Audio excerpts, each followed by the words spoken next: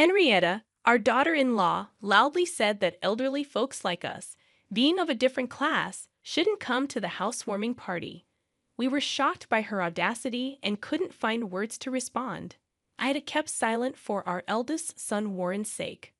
But Henrietta's disrespectful attitude reached my limit. My husband Reagan and I exchanged glances, nodded in agreement, and told Henrietta that we understood. Satisfied, she smiled and went back to Warren. I am Bridget, 73 years old, and Warren is our son with Reagan. Warren was always quiet but started to assert himself in college. He introduced us to the woman he was seriously dating, and we happily consented to their marriage.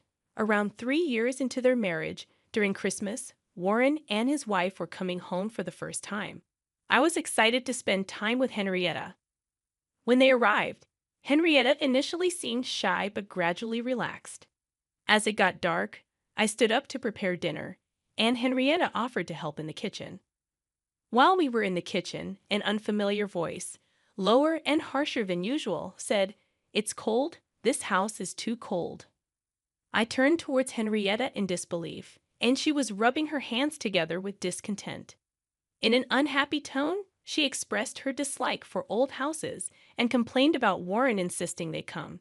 Stunned, I was speechless as Henrietta vented her bad mood at me. She even made a disparaging comment, suggesting my appearance was all an act to get married. "I'm tired of waiting. Hurry up and get ready." "I'm hungry," said Henrietta, seemingly annoyed by my stunned silence. She gestured towards the stove and spoke dismissively. I hurried to obey, probably more shaken than I realized.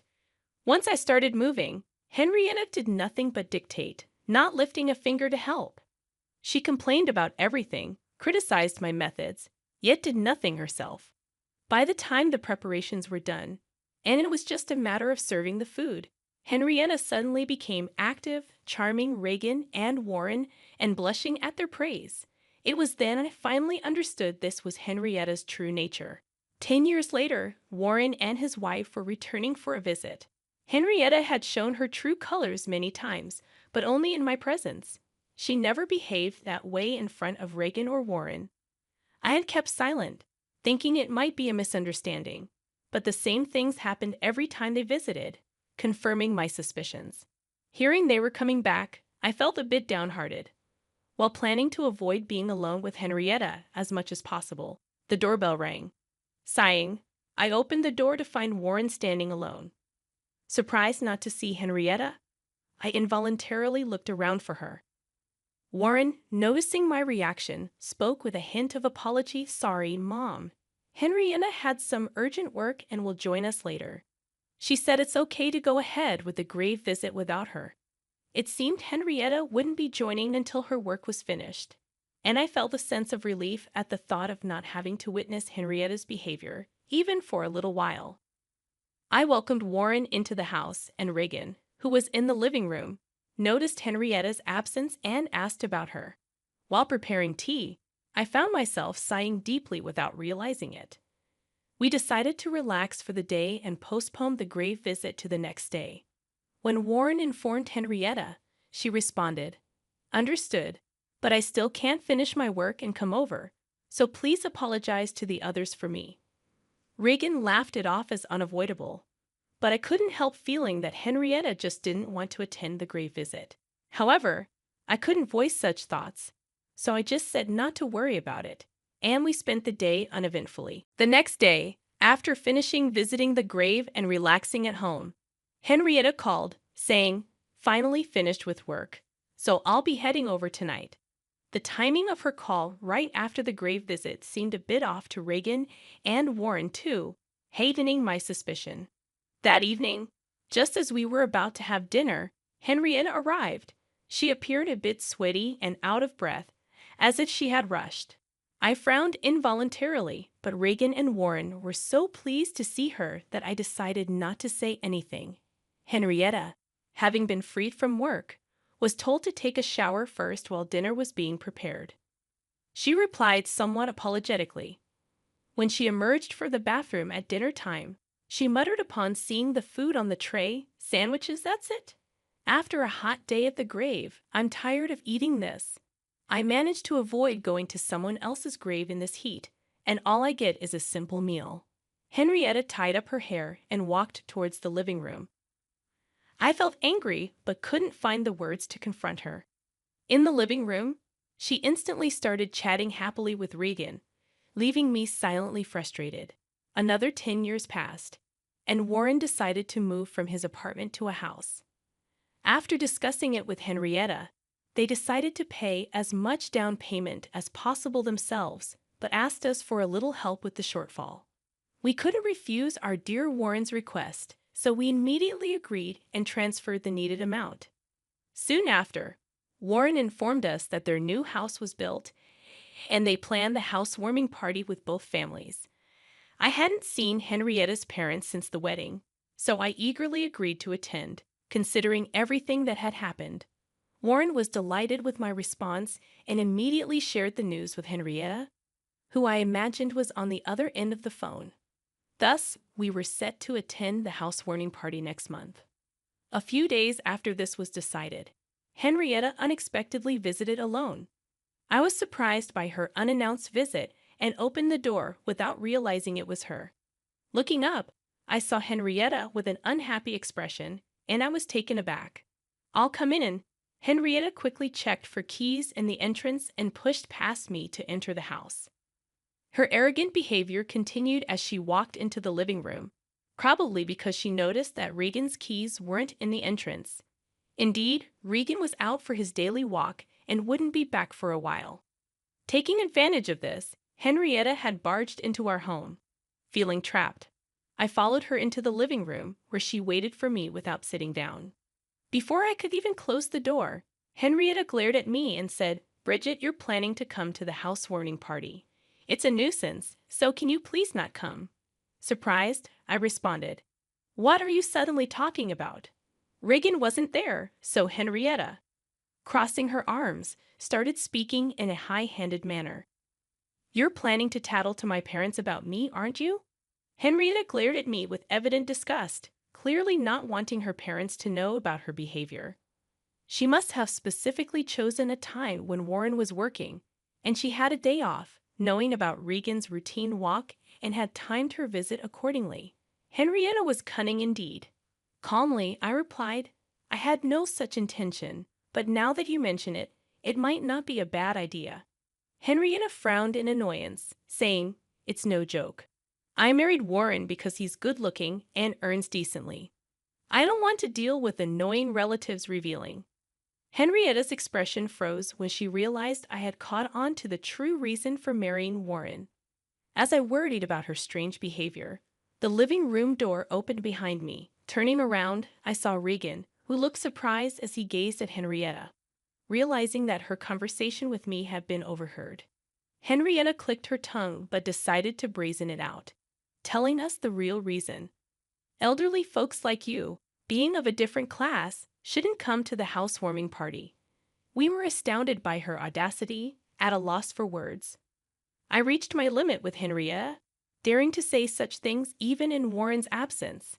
I had kept silent for Warren's sake until now, but I could no longer overlook such behavior. My husband Regan seemed to share my sentiment. At her utterly disrespectful attitude, we exchanged glances, nodded in agreement, and said to Henrietta, "Understood." Satisfied, she smiled and went back to Warren. Left behind, we felt suddenly very tired and sat down on the sofa. On the day of the housewarming party, we didn't go to Warren and his wife's home. We hadn't told Warren anything about the incident with Henrietta. Naturally, he must have thought we were coming. By now, Warren and his wife might be panicking, sipping coffee with Regan at a cafe. I pondered this. Then Regan's mobile phone rang. He got up, answered the call, and stepped out of the cafe. I quickly paid the bill and followed him out, getting into the car. Regan switched the phone to speaker mode so I could hear Warren's voice too. "Dad, something strange is happening. All my relatives have suddenly got other plans, and you and Mom haven't arrived yet. Even Henrietta's relatives are canceling one after another. What's going on?" Feeling guilty about Warren's anxious tone but deciding to play dumb, we exchanged glances. Who knows what Henrietta's saying? Reagan asked, sounding casual. His acting was so natural that it surprised me. Noticing my reaction, Regan winked and gestured to keep it a secret. I had to stifle a laugh, covering my mouth. Henrietta is also confused. Oh, another call's coming in. I'll call back later. Be safe, coming over. Warren still seemed to expect our visit, making me feel remorseful. But I convinced myself it was necessary to get back at Henrietta. Then my mobile phone rang. It was a relative who was supposed to attend today's party. Feeling sorry but chatting for a bit, I was engaged in a long conversation with a talkative relative when Regan's phone rang again. It was Warren. Regan switched to speaker mode and answered, "Dad, I just spoke to Henrietta's mom. What's going on? If you can still come, please do right away." Warren's voice, sounding close to tears, made me feel a tightness in my chest. Regan looked at me with furrowed brows. After I nodded at Regan, he reassured Warren. "Understood. We'll be right there. Calm down." With that, Warren, sounding relieved, hung up. We who were at a cafe near Warren's new home drove towards his place. Upon arriving and ringing the doorbell, Warren rushed out to greet us. Behind him, Henrietta glared at us with furious eyes. Once inside, Warren ushered us to the living room, waiting for us to sit on the sofa. Eagerly, he asked, "I didn't expect you to arrive so soon. Where were you? What's going on? All our relatives are angry. Henrietta's relatives are apologizing, and I have no idea what's happening." Calm down, Warren. First of all, congratulations on your new home. I'll explain everything now, I said to calm him down. I turned to Henrietta, who was silently sitting. You know why we're the only ones here, don't you, Henrietta? What do you mean? Henrietta feigned ignorance, prompting me to sigh lightly before starting. It seems you don't want us here, but given the current situation, your worries are gone, aren't they? Didn't want us here. What does that mean? Warren sounded confused. I smiled slightly and continued. Both your relatives and ours know everything now. Unfortunately, your plans have failed. You've already been reprimanded by your relatives, haven't you? A low growl unmistakably from Henrietta was heard. Ignoring this, I continued, looking straight at Henrietta. Given Warren's reaction now, you've been pretending to be good ever since you were dating him. Now that your true nature is exposed, why don't you just accept it? I didn't invite you. Her voice, now much quieter than before, made Warren lean in closer to hear her. She repeated, I didn't invite you. I told you not to come. Why did you come anyway and spread lies among the relatives, framing me? Is that fun for you? Taken aback by her intensity, Warren recoiled. I sighed at Henrietta, still insisting she was the victim. Mobile phones are so handy, aren't they, Henrietta? I nodded at Regan. He took out his phone, operated it, and then looked at Warren. I just wanted to marry Warren because he's good-looking and earns decently. I don't want to deal with troublesome relatives. Anyway, elderly folks like you, being of a different class, shouldn't come to the housewarming party. Henrietta's words from that day played from Regan's mobile phone. Henrietta turned pale and looked at Warren. After the playback, Warren turned slowly to Henrietta, his mouth agape. Henrietta tried to deny it, but what excuse could she give after that recording? The weather turned bad, so I cut my walk short and came back only to hear this incredible conversation. I couldn't help but record it. Glad it was useful, Regan said regretfully. Warren looked at me for confirmation, and I nodded firmly. I couldn't believe it at first either, Warren, but the truth is there in the recording. Henrietta's true feelings and her last words were said despite my presence. It's hard to escape now. Regan fixed his gaze on Henrietta, questioning how anyone could stay calm knowing she had been deceiving everyone since her dating days with Warren, let alone after their marriage. Seeing his look, Henrietta dropped her shoulders and ceased her struggle. This seemed like an affirmation to Warren, who abruptly stood up and left the house. It happened so suddenly that we couldn't stop him, and although Regan hurried after him, he soon returned. Apparently, Warren had driven off somewhere, leaving his mobile phone behind, making it impossible for us to call him. Henrietta, left behind and surrounded by us, sat trembling and pale, huddled up. As time passed helplessly, Warren eventually returned, holding something in his hand, which he slammed in front of Henrietta, saying quietly, "Sign the divorce papers and leave." Henrietta looked up at Warren, her mouth agape, but Warren repeated himself, took a pen from the holder on the table, and began to fill in his part. After finishing, he forced the pen into Henrietta's hand and tapped on the divorce papers. "Come on, sign, and leave." Overwhelmed, Henrietta, though frightened, filled in her part.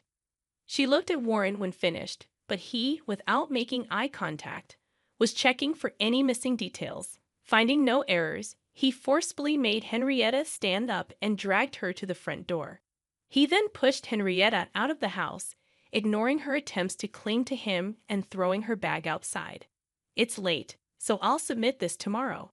Don't ever come back to this property," he said, slamming the door shut and locking it. Henrietta's pleading voice could be heard from outside, but Warren ignored it and turned to apologize to us. "I'm sorry for the trouble. I had no idea she was like that." We could say nothing to his deep apology, just embracing him. Before long, Henrietta's voice faded away. We decided to stay at Warren's new home that night. The next morning, Warren submitted the divorce paper first thing, and his divorce from Henrietta was finalized. Concerned about his heartache, we chose to stay another night. And that evening, with a somewhat calmer Warren, we discussed everything that had happened. As we recounted the past events, Warren listened with clenched fists. Regan, who was also unaware of these details, placed his hand on my shoulder as I spoke. Then we revealed the truth about the current situation. After Henrietta had left, telling us not to come, I learned that Regan had spontaneously recorded the conversation. We decided together to inform Henrietta's parents. When we called and explained the situation, Henrietta's parents, initially in disbelief, changed their attitude and kept apologizing. After hearing the recorded audio, angry about their daughter's misdeeds, they intended to tell the relatives who had planned to attend the housewarming party not to go. After hanging up, we discussed and decided to do the same with our relatives. They too were furious and said they wouldn't attend. That is how the current situation unfolded. Hearing all this, Warren's shoulders drooped again, worried but unable to do anything. We decided to spend another night. The next day, Warren came into the living room, looking relieved, and shared what happened the previous night. He had apparently contacted his former in-laws. Henrietta was now at her parents' home, being disowned and facing eviction. They also planned to bring alimony, which would be imposed on Henrietta as her debt. While Warren felt this was not enough, he seemed more settled than expected. After returning home, we immediately started packing up our old house. Now dated, it was set to be handed over. The house was actually being remodeled for us to live in together. Since Warren was at work during the day, the renovations were to take place. Though costly to modify a newly built home, with some financial gain from the recent events and our help, the decision was made. While waiting for the house's remodeling, we were happily clearing out our old home.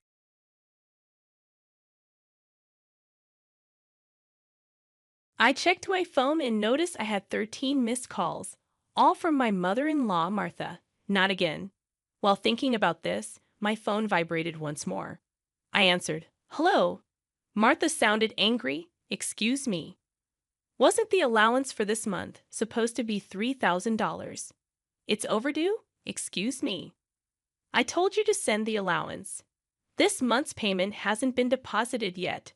Martha ranted, ignoring my situation and only thinking about what she wanted. I was fed up with her. Even in this situation, she doesn't think about what she says and does, right? I have no choice but to go for my last option. I gathered my thoughts and told my phone, "Your son has passed away, so I can't send an allowance anymore.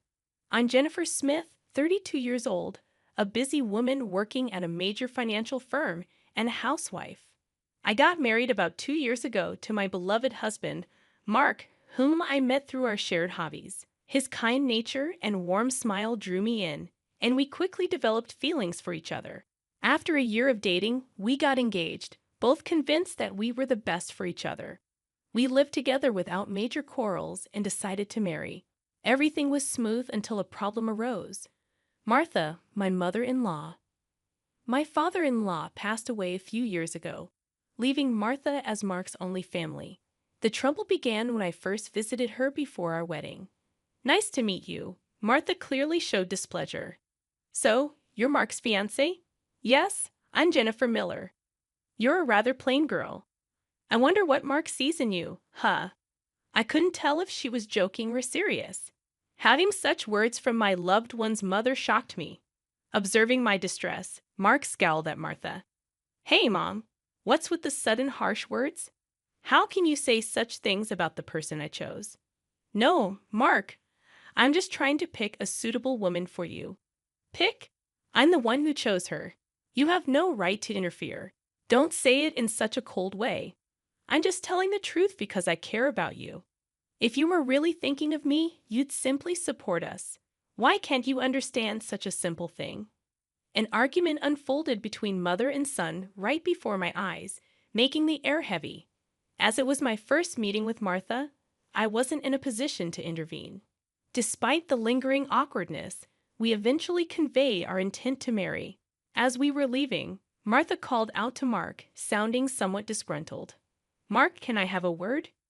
You're going to keep that promise after you get married, right? What promise? You know about the allowance. Ah, that. Yes, I'll be sure to take care of that. Can we not discuss it here, please? Well, I was just asking.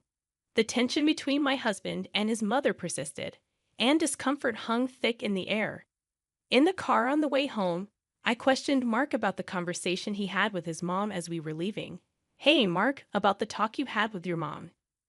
Yeah, I should have told you about it, Jennifer. I heard something about an allowance. After my dad passed away, I've been sending money to my mom every month.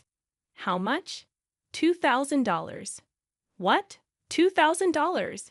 I couldn't help but raise my voice in surprise. He sighed deeply and began to explain slowly. Actually, my mom has a debt. She lost a lot of money at a casino a long time ago, and she's still paying it off. Her health isn't great these days, so she spends a lot of time at home. But she still needs money to live, right? But $2,000, isn't that a bit too much? If I try to lower the amount, she keeps calling me over and over. And no matter what, a mother is still a mother. I worry about her living alone. I see. Mark is really devoted to his mother, but that makes sense. Since his father passed away, Martha has been the only family he has left. Regardless of her character, she's still his beloved mother. At that time, I only saw my husband as a kind person. 2 months after our wedding, during my lunch break one day, I got a call on my smartphone. The call was from Martha. When I answered with a hello, Martha began to speak cheerfully. Jennifer, long time no see. Can we chat for a bit? Yes, what can I do for you? Well, I was hoping you could start sending me money. Excuse me? I was so taken aback, I couldn't find words to respond. However, Martha seemed excited to continue the conversation. You mentioned before that you're working for a financial company, right? That means you have a good salary, doesn't it? Well, not exactly. What, you're lying to avoid giving me money? That's not what I mean. Then what is it? But Martha, you're still receiving financial support from Mark, aren't you? To my question, Martha responded defiantly. So what? Jennifer sternly expressed her feelings. Martha, getting $2,000 monthly support is a big deal.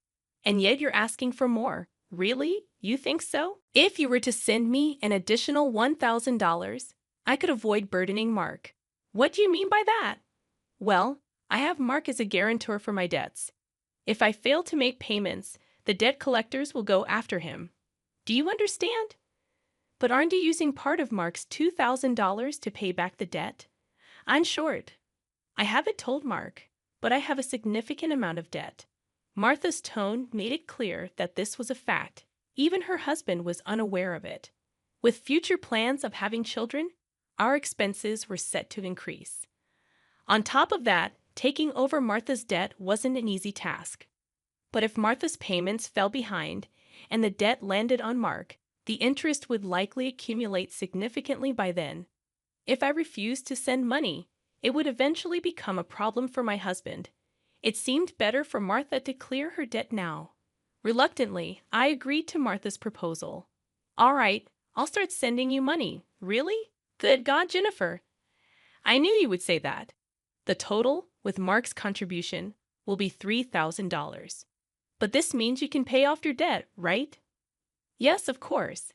I should be able to pay it all off in about a year. You promise, right? You'll make sure to pay off all your debts? I get it. So I'll be expecting it from this month onwards. Martha ended the call abruptly. The combination of physical exhaustion from work and this emotional burden only added to my stress. $1,000 a month, that's going to be rough, but it's also to prevent future problems for us. After all, if Martha can't make a living, it will upset Mark as well. That night, I promptly reported the matter to my husband. He told me I didn't have to do this, but I had already given my word to Martha, and it was a decision made for our future well-being. Mark expressed his gratitude and understanding, wearing a sorry expression throughout. Time passed, and 2 years have gone by. The financial support we initially thought would last a year is still ongoing, and even now, we're sending $3,000 every month to Martha. Moreover, about 2 months ago, Mark fell ill and hasn't been able to work. He's on sick leave, receiving disability benefits, but it's much less than his previous salary. Last month, I managed to transfer $3,000 to Martha from my savings, but if this situation continues, it will be very challenging. Shockingly, Martha has not visited her sick son even once. Despite informing her about his hospitalization, she doesn't show up and only contacts me to ask, "You're still sending the money, right?" I was furious and decided to talk to Mark about it. Mark, listen. Isn't it wrong that Martha is only concerned about money despite your condition? We need to seriously consider what to do moving forward. Yeah, I've been thinking the same thing. I don't want to put more strain on you, Jennifer. This month, too, she's bombarding me with calls and messages, asking if we've sent the money yet. Can you believe it? How could she focus solely on money when her son is unwell? Mark expressed his frustration at his mother, his face showing signs of weariness. Then, with a sudden idea, Mark exclaimed, "I've got it," and flashed a sly grin. "What is it, Mark?" I inquired. "Well, this is our last option. I've thought of something unconventional." "Yeah, for my mom?" "What?" Mark proposed a plan beyond my imagination. While it might be considered inappropriate, it appeared to be the only way to get Martha to comprehend. A few weeks later, Mark was discharged from the hospital. Since Martha hadn't responded to any of our messages, we didn't inform her about Mark's release. In the past 2 weeks, Martha had persistently demanded the money. While Mark and I were enjoying a cup of tea, a message popped up on my phone. Upon checking, I saw 13 missed calls from Martha again. As expected, my phone vibrated once more. It was another call from Martha. "Hello," I responded, activating the speaker microphone so that Mark could also listen. Martha immediately started shouting, "Listen, where's the $3,000 for this month?" "Excuse me, that's right. The money for this month hasn't been transferred yet." "Do you realize Mark is now?" I began, but Martha cut me off, saying, "I don't care if he's in the hospital or whatever. It's none of my business. You're working at a good place, right? You must have plenty of savings. Hurry up and transfer it here." Martha was yelling angrily. Eventually, she said something unbelievable. "Listen, since you married Mark, if he can't pay, you have to pay me. Understand? If you refuse, I'll make you the guarantor. Got it?" At that moment, something inside me snapped. She was openly expressing her demands without considering our situation at all. I had reached my breaking point with her. I had no choice but to resort to the last option. I firmly declared into my smartphone, "Mark has passed away. I can't send you any more money." At these words, Martha blurted out a baffled "what?" This was the final step that my husband suggested: to lie to Martha about Mark's death and observe her reaction. If she showed any sign of sadness, reflected on her behavior, and apologized, we would continue to support her financially. But if she didn't reflect and demanded money, we would sever ties completely. Deep down, I believed that even someone like Martha would deeply reflect on her actions if she were told that her own son had died. But in the very next moment, Martha burst into loud laughter. "Yay, what's so funny?" I asked. "Well, isn't it obvious? If Mark is dead, that means his inheritance will be distributed to me too." "Excuse me. I've been looking into it since I heard that Mark was sick. Listen here, 2/3 of Mark's assets are yours, but 1/3 is mine." I was at a loss for words. I never thought that when she first heard that her son was sick, she wouldn't look into treatment, but into how the inheritance would be divided. My anger surpassed. I was simply dumbfounded. My husband seemed to feel the same way, and as our eyes met, he slowly nodded. This was the signal to continue with the plan. Once again, I spoke firmly to Martha. "Martha, did you hear what I said? Mark is dead." "I heard it. What about it?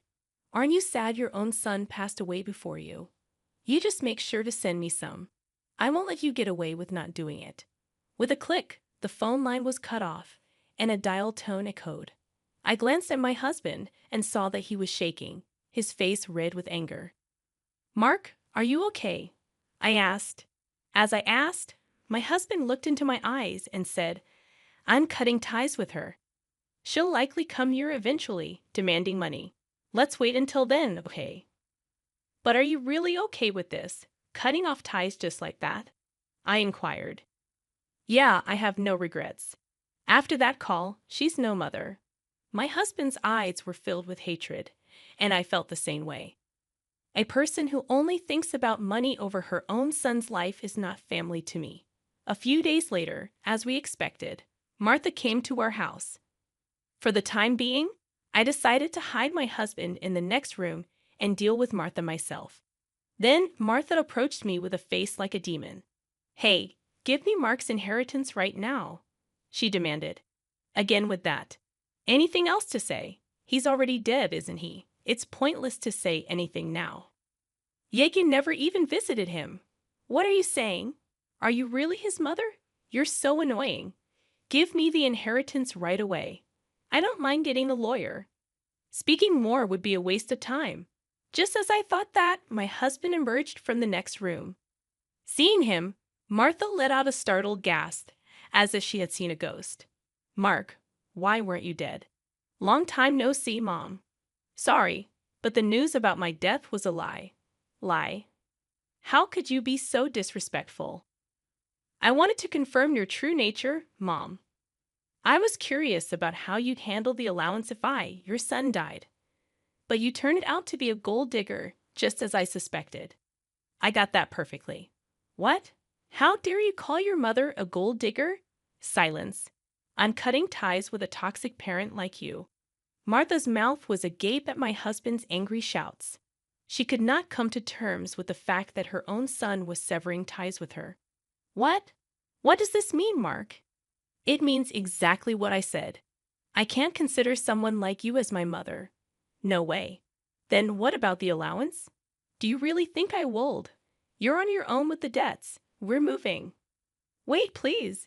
If you do that, what about my living expenses?" With tears in her eyes, Martha reached out to my husband. He forcefully shook off her hand, looked at her coldly, and said, "I don't care about your living expenses. You have been living off us without even a single apology. I really understand your despicable nature now. Don't you dare show up in front of us again." "No, wait, Mark. Are you going to abandon your mother?" Ignoring her words, my husband seized Martha's arm and guided her to the front door. He tossed her shoes and bag outside and escorted Martha out of the house. Martha created a commotion outside for a while but eventually disappeared, possibly unable to withstand the scrutiny of the neighbors. Despite her multiple attempts to contact us, we ignored all of them. Martha's number was set to be automatically rejected, and we completed our move. Regarding the issue of co-signing for the debts, It became invalid since Martha had made Mark the co-signer without his consent, absolving him of responsibility. Without the allowance from us, Martha seems to be leading a challenging life. It's only natural, given that she had been using the allowance for gambling instead of settling her debts. She still faces a substantial debt burden and is pursued by debt collectors daily. Unable to indulge in gambling anymore, she appears to be working tirelessly from dawn to dusk. It's unlikely that she will be able to fully clear her debts in the foreseeable future. She will have to keep working until she is physically unable to do so. This is entirely a consequence of her own actions. As for us, we are enjoying fulfilling days in our new home. My husband's health has stabilized, and he has returned to work. After some time, we discovered a new life growing in my belly. We are expecting an additional member in our family next year. Moving forward, we aim to cherish happy moments as a family of 3.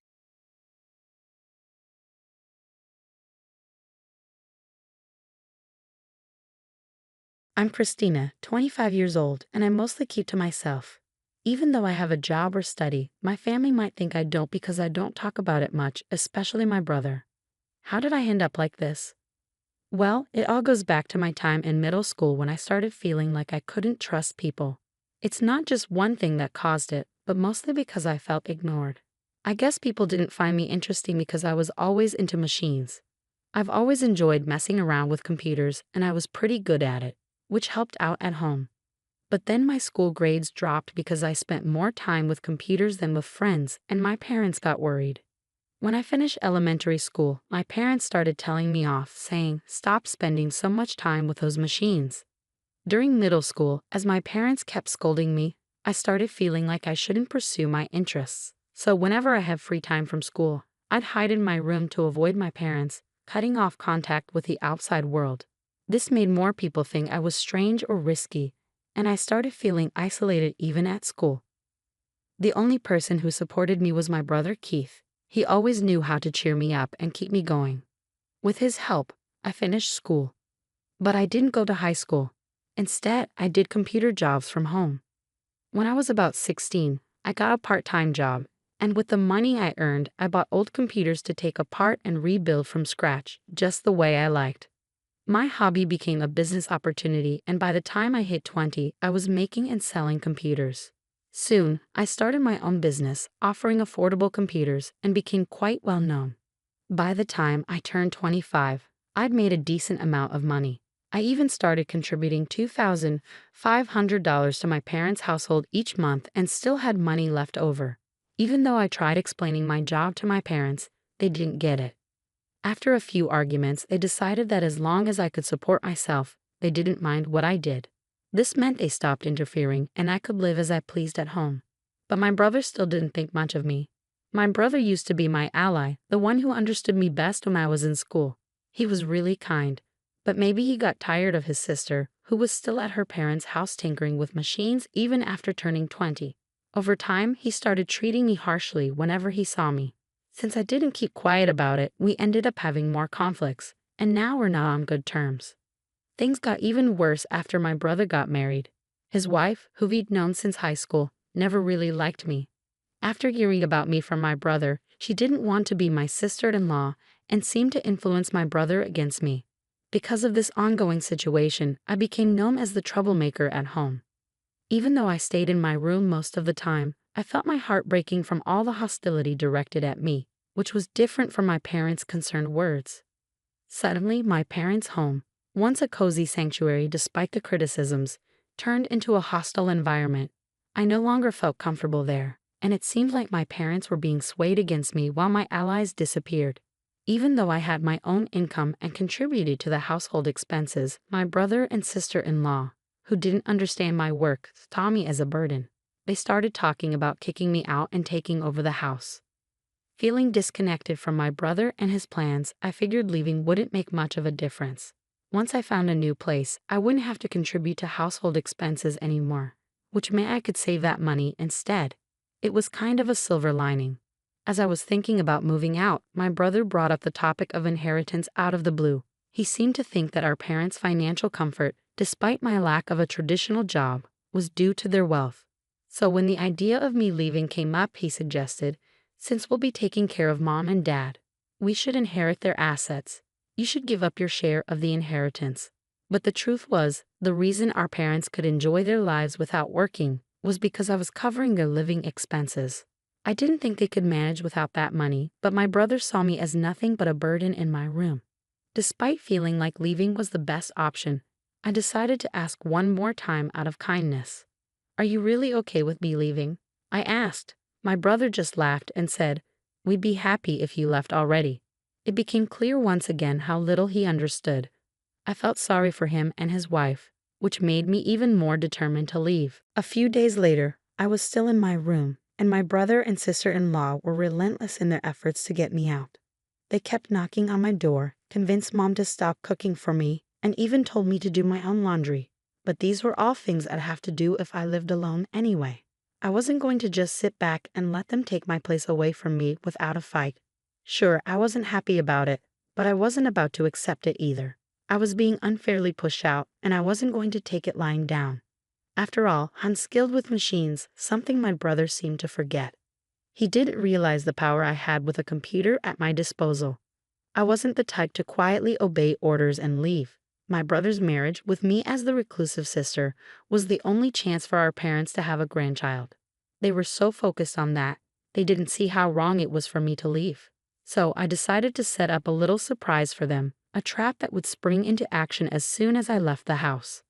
After finding a new place to live and completing all the necessary procedures, I was ready to leave my family home. Just before I departed, I left a farewell message for my parents and brother.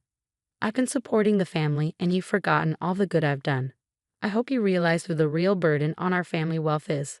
My parents seemed surprised for a moment, but they probably trusted that my brother would figure things out somehow. They all brushed off my words as bitterness. I knew they didn't take me seriously. But for now, I believed it was best to leave things this way. So I left the house.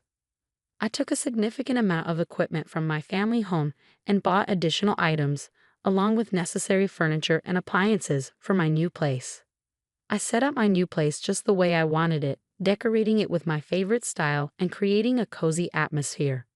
It turned out to be a perfect environment for me to work in, and surprisingly, living alone wasn't as intimidating as I thought it would be.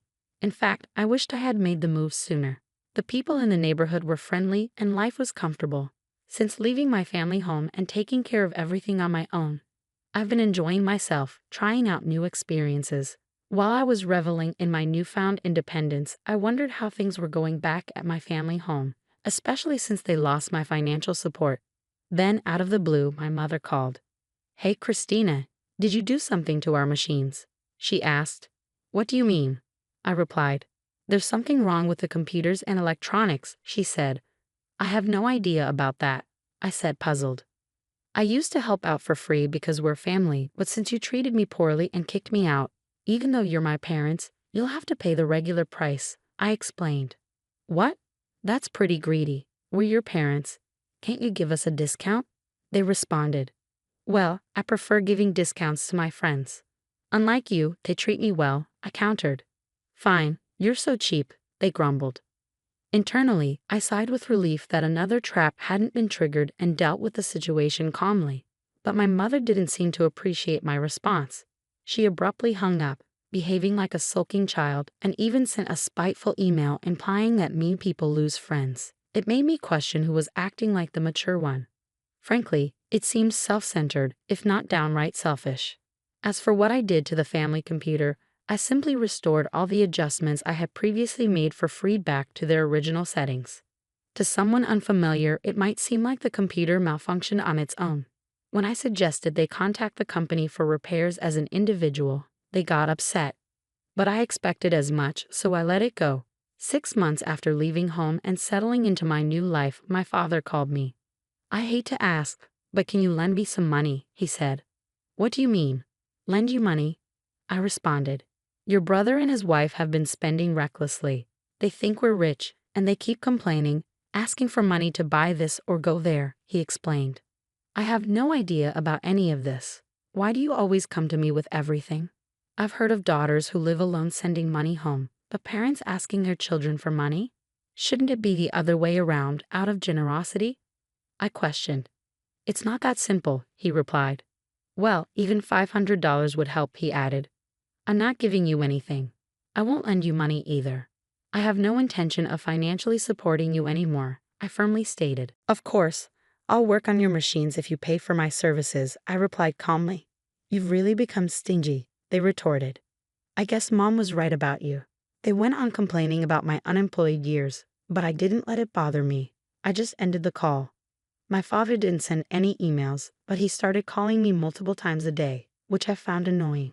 What troublesome parents I have, I thought to myself. A few days later, my brother, sounding desperate, called me. When I asked why they kept contacting me, he asked, "Do you know why our family was wealthy?" It seemed like he suspected their financial situation had worsened since I moved out, but it was too late. My current home was my sanctuary. My work and life were all centered around this house, and I had no intention of leaving it again. Could it be that our family's wealth came from the $2,500 I was contributing each month? I pondered. I didn't have to give that much, but I felt grateful for my upbringing, so I willingly contributed more. But now, why would I continue supporting a home that kicked me out? It didn't make sense, right? So that's when Mom and Dad's finances took a hit. My brother realized. I'm sorry, but even if you asked me to come back, I have no intention of doing so, I replied firmly. I understand now that what happened was wrong. I'm sorry, but it's too late for apologies. I have no plans to have any involvement with you in the future. Please don't call me anymore. Hey, wait, my brother protested, but I ended the call. When I left home, I made a vow never to be drawn back into their drama. Forgiving them wasn't something I could do easily. I decided to cancel my cell phone contract to avoid the constant calls. 5 years have passed since then, and I've moved on. I got married and started a new chapter in my life. My partner is in the same line of work as me, so he understands my lifestyle and helps out with household chores. Although I thought about reaching out to my parents since they're technically family, I felt it was too late. I hadn't made any attempts to reconnect. However, my husband expressed an interest in meeting my parents and learning about their current situation. To gain insight, I hired a detective to investigate. What we discovered was shocking. My parents, desperate to maintain their lifestyle and keep my brother and his wife tied to the family home, had accrued a mountain of debt from various lenders. With no hope of repayment, the debt continued to grow with accumulating interest, leaving them in a dire situation. The debt from my parents alone exceeded $100,000, and their house had been used as collateral. Now, where our family home once stood, there's only an empty lot. Although I felt a twinge of sadness due to my sentimental attachment to our family home, I couldn't help but think that my parents were facing the consequences of their actions. I decided to look into my brother's current situation. It appeared that my brother had suggested a divorce due to his wife's extravagant spending habits, but she vehemently opposed the idea. They were now embroiled in a drawn-out divorce lawsuit, which was draining both their time and finances. His wife had hired a lawyer and was resisting the divorce, refusing to let go of my brother, leaving them at an impasse. Despite rumors, my brother and his wife hadn't yet had children. To confirm, I sent the detective to the hospital where they were being treated. It turned out my brother was indeed infertile, nearly incapable of producing sperm, making natural conception highly unlikely. My parents, who had pinned their hopes on having grandchildren from my brother and his wife, were disappointed and ended their cohabitation. The family home had to be sold to settle the debt, marking the sad state of my family. This distressing reality became apparent after a cursory investigation. It was evident that engaging with them in this condition wouldn't be beneficial for me or my husband. Now, I have a loving husband, 4 children, and a dog. We've purchased a spacious home and are living the life my family once dreamed of. If they were aware of our situation, they might try to exploit it, which I couldn't bear. As soon as I learned about this, I went to the local office and arranged for my personal information to be accessible only through formal disclosure requests. I made a conscious effort to keep my distance from them and asked my husband not to engage with them regarding our marriage. Although he seemed disappointed at first, after explaining the situation, he understood and hasn't brought it up since. I hope that once things settle down at my family home and a time for reconciliation arrives, I can rebuild a relationship with my parents and brother.